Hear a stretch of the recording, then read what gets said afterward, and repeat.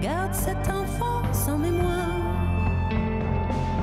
Devant lui se tient un miroir. Son reflet dedans est noir.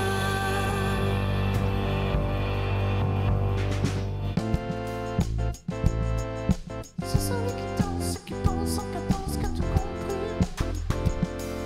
C'est celui qui vit dans l'oubli de sa vie, qui a tout compris. C'est celui qui danse, qui pense en cadence, qui a tout compris. C'est celui qui vit dans l'oubli de sa vie, qui a tout compris. Bonjour et bienvenue dans À l'affiche 100% musique. Pour cette édition, j'ai le plaisir de recevoir deux invités qui ont su marquer le paysage musical français ces dernières années. Alors d'un côté, nous avons Émilie Loiseau, auteure, compositrice qui depuis la sortie de son premier album au milieu des années 2000 a reçu nombre d'accolades, y compris celle de Chevalier des Arts et des Lettres en 2014. Elle vient de sortir Icar avec de magnifiques accords de piano et guitare. Et nous accueillons également Malik Djoudi qui, après avoir joué dans bon nombre de groupes et avoir composé de la musique de films et de télévision, s'est lancé dans l'écriture solo et en français en 2016. Alors si vous êtes fan de pop française rétro à la Sébastien Tellier ou Christophe et que vous aimez les voix comme celle de James Blake ou Blonde Redhead, vous allez vous délecter de son troisième album 3. Merci beaucoup à tous les deux d'être présents. Alors je dois dire Icar et 3, est-ce qu'on est là sur le plateau de France 24 avec deux futurs mythes vivants de la musique française? Peut-être. On l'espère. C'est un joli hasard en tout cas. Alors vous êtes, comme je le disais, établi dans le paysage musical francophone. Ceci dit, vous avez des héritages multiples. Alors Émilie, vous êtes moitié anglaise, moitié française. Et vous, votre père est français et mère vietnamienne et algérienne. C'est ça. À quel point est-ce que ça a influencé votre création musicale? Est-ce que ça joue beaucoup ou pas? Moi, je pense pas que ça ait influencé ma culture musicale, mais ça a influencé ma vie. Culturellement parlant, voilà, j'étais un peu éduqué par mes grands-parents, mon grand-père algérien, ma grand-mère vietnamienne, qui m'ont appris leur culture, leur façon de cuisiner, de parler, de penser. Mais dans ma musique, je ne pense pas avoir trop de référencement à la culture orientale ou asiatique. Émilie? Oui, moi, de fait, je chante en anglais. Et puis, c'est vrai que c'est la musique que j'ai... j'avais peut-être deux papas spirituels enfants, c'était Dylan et Brassens. Et donc, j'ai vraiment grandi avec cette double nationalité, cette double culture en permanence. Et puis, au-delà de ça, je crois que c'est quelque chose qui fait que les frontières n'ont pas beaucoup de sens, en fait, pour nous. Enfin, je ne sais pas pour toi, mais pour moi, en tous les cas, le rapport à un territoire est quelque chose d'assez abstrait. Je pense que ça influence l'écriture, ça. Et bien justement, sur votre dernier album, vous l'avez enregistré en Angleterre, pendant le confinement un peu, et c'était avec John Parrish, qui est producteur et proche collaborateur de la grande dame qui est PJ Harvey. Et l'album est aussi bien en anglais qu'en français. Ça vous a fait quoi justement de travailler dans les deux langues, mais de l'autre côté de la Manche? Oui, travailler dans les deux langues, je l'ai toujours fait, mais donc ça a été écrit en France, et effectivement en plein confinement. Et ensuite, on l'a produit en mode quatorzaine au studio Rockfield, au Pays de Galles. Et c'était la première fois, en fait, que j'allais enregistrer dans mon pays de moitié. C'était très émouvant pour moi. Ça faisait un moment que je songeais à John Parrish. Et là, j'attendais les chansons, j'attendais les bonnes chansons pour ça. C'était très émouvant et en même temps très familier. Les musiciens connaissent bien John. On se parlait depuis des mois par mail en s'envoyant les maquettes. Et il y a eu quelque chose comme une retrouvaille. Et puis je pense qu'il a forcément dans sa personnalité, il y a des choses qui me sont très familières et très anglophones et très liées à toute ma culture. Donc c'était très, très doux, très chouette. Vous vous connaissiez un petit peu avant ou... Non, on s'est juste parlé par téléphone, par mail. Je lui envoyais des maquettes régulièrement. Mais par contre, mes 3 musiciens avec qui je suis partie ont déjà travaillé avec lui. Donc c'était finalement comme si on se connaissait en vrai. Ouais. Eh bien, je vous propose de jeter une oreille et un œil sur un des titres de ce nouvel album, Le poids de l'existence. Te souviens-tu des heures que nous passions ensemble dans la douceur du soir, habillés de candeur? Qu'est-elle devenue, cette robe légère que j'avais accrochée? D'autres se sont amassés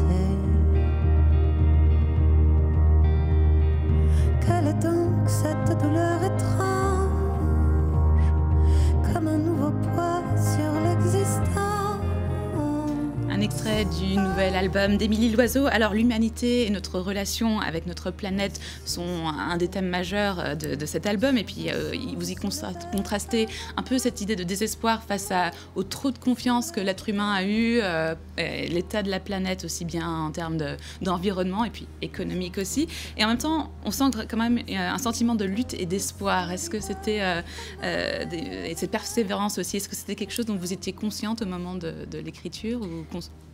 Oui, je voulais que ce disque soit lumineux, qu'il soit vivant, et c'est pour ça que je suis allée vers un disque plus rock. Et je pense que je voulais que ce soit à la fois un journal intime, un regard très intime sur ce qui nous traverse et nous bouleverse, et sur ces séismes-là, pour essayer d'aller saisir l'intime de l'autre, mais aussi un appel à se soulever. Je crois que ça suffit maintenant. Et puis quand on a 2 enfants, on peut pas juste se dire bon bah voilà, tant pis. Donc c'est une envie de dire on peut faire autrement, on peut créer autre chose. Et je pense que cette période de confinement a provoqué tellement de choses en nous tous, à la fois d'espoir, de grand espoir, de désespoir et de colère et de rage. Et ces choses-là sont la vie. Et je pense que peut-être que la manière qu'on a en tant que chanteur de raconter des histoires et de chercher de la beauté peut rassembler les gens vers quelque chose de juste. J'ai envie d'espérer ça. Donc un joli cri de rassemblement pour cet album Icar. Malik, vous de votre côté, votre album c'est 70s, 80s pop et avec beaucoup de synthé et beaucoup d'amour et de questionnement sur le relationnel, j'ai l'impression. Est-ce que j'ai tort ou raison ? Oui, c'est vrai, cet album a été fait dans une période que l'on connaît, qui n'était pas facile. Vous avez même dit que cet album a sauvé votre vie. Oui, il m'a permis de rester droit parce que j'ai eu des problèmes physiques de dos et ça me permettait de penser à autre chose. Voilà. De vous recentrer. Ouais. Et oui, j'ai senti vraiment le fait qu'on puisse plus se voir les uns les autres et il y avait comme un appel vers l'autre, un besoin de l'autre. C'est un peu un des thèmes les plus exprimés dans cet album, ouais. Beaucoup d'amour aussi. Et vous êtes fan de ce son, justement, 70s, very French, ou c'était juste une exploration nouvelle pour vous ? Oui, les 2 précédents disques étaient électroniques et j'avais envie de partir autre part. Et, Renaud Létang, qui a réalisé le disque avec moi, m'a contacté pour qu'on fasse ce disque ensemble. Et c'est quelqu'un qui a un savoir de l'acoustique, des prises de batterie, des basses batteries. C'est un scientifique du son un peu. Et j'avais envie d'aller donc vers l'acoustique, quoi, le basse batterie, l'organique, donc trouver des thèmes, des grooves, voilà, basse batterie surtout. C'était ma base de travail. Et bien, regardons un petit peu cette base de travail. Tous mes points inaccessibles, peux-tu m'en faire un poème? C'est bon, lâche-toi.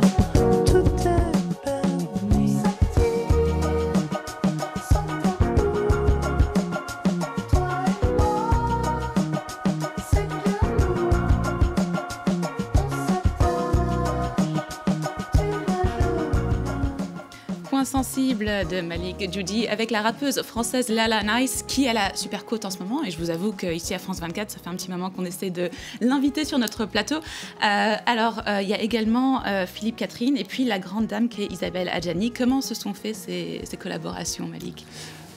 Philippe Catherine, j'étais en train de composer un morceau, donc oui, Eric, et j'entends cette mélodie de couplet et tout de suite j'entends la voix de Philippe Catherine et je l'ai contacté, nous sommes dans le même label, alors c'était assez facile, mais voilà, elle a accepté. Et Isabelle Adjani, un des premiers morceaux français qui a été un déclic pour moi quand j'étais enfant, était Pull Marine, où j'adorais la voix d'Isabelle Adjani, quelque chose de très cristallin. Et par la suite, j'ai vu dans les médias qu'elle écoutait mon travail, qu'elle aimait bien mon travail. Donc j'ai essayé de la remercier, on s'est rencontrés et on s'est dit qu'il serait bien de faire quelque chose ensemble. Et j'ai composé ce morceau, j'ai mis du temps à écrire les mots parce que la connaissant un tout petit peu, je ne la connaissais pas personnellement, il fallait que ça soit délicat comme elle, je trouve. Et je lui ai proposé le morceau et elle est venue en studio et une très belle expérience. Eh bien, je crois qu'on est rattrapé un peu par le temps. On aura juste le temps de se faire plaisir avec une dernière question sur votre tournée, parce que vous êtes tous les deux sur le point ou déjà bien enclenchés dans vos tournées respectives. Émilie, vous, c'est très physique. Il y a la terre qui est éparpillée sur scène lors du concert que j'ai pu voir il y a 2 semaines, avec une grande boule énergétique. Enfin, j'appelle ça énergétique, mais une grande boule de lumière. Est-ce que vous avez aussi des envies d'aller tourner en fait dans vos pays, vos autres pays respectifs dont nous évoquions en début de l'émission, comme le Royaume-Uni Oui, c'est sûr, et j'espère que ça va être possible. L'album est sorti le 1er octobre là-bas, donc normalement, voilà, il est prévu que j'y aille et j'ai hâte de ça. Ouais, une re-rencontre avec l'autre moitié. Voilà, exactement. Et puis ça fait longtemps que j'ai pas pu vraiment y aller à part cet enregistrement, donc ça me manque. Et Malik, vous, est-ce que ça peut s'envisager un petit voyage au Vietnam pour tourner justement J'ai un projet avec des enfants de France et de Vietnam, faire une collaboration certainement pour eux, en espérant que ça se fasse l'été prochain. Mais après, avec mon projet, j'aimerais beaucoup y aller, et aussi aller en Algérie. J'aimerais beaucoup y aller, parce que je trouve quand on joue à l'étranger, j'ai toujours l'impression que notre musique est différente, que la relation avec le public est différente, qu'ils n'entendent pas forcément les mêmes choses. Mais c'est mon impression. Merci beaucoup à nos 2 invités, Émilie Loiseau et Malik Djoudi, d'être venus sur notre plateau à France 24. Je vous rappelle que leurs albums sont disponibles, et bien sûr, allez les voir en tournée si vous le pouvez. Nous mettrons toutes les dates sur notre site france24.com. L'actualité arrive dans quelques instants, mais on a le temps de se quitter avec un dernier petit clip regroupant les plus grandes stars du Sahel, une initiative de l'ONU pour la paix et plus de solidarité dans la région. Parmi les participants, les chanteurs maliens Vieux Farka Touré, Amadou et Mariam, Sangoy Blues, le groupe nigérien Tal National et bien d'autres. Ça fait longtemps qu'on lance les messages d'entente, de paix. On voulait dire aux gens on n'a qu'à se lever, on n'a qu'à se donner la main pour que le Sahel puisse aller de l'avant. La musique est la meilleure manière, sans vexer, sans blesser qui que ce soit, de faire passer le message. On peut être sur le point d'abandonner, mais en écoutant juste une chanson, on se remotive et on se réveille. On se dit, il faut que je le fasse, je peux le faire. Si d'autres ont réussi, je vais réussir.